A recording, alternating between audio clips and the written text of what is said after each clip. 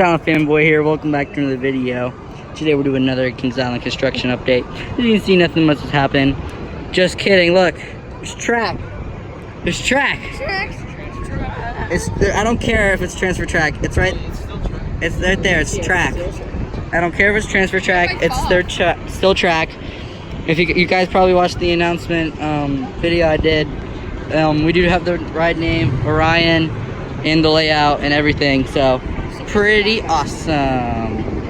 So yeah, just a quick little update. We got track and they put some more spots for footers in, and just yeah, pretty exciting. Well, that's all for this video. I want to thank you all for watching, and I will see you in the next one. Bye.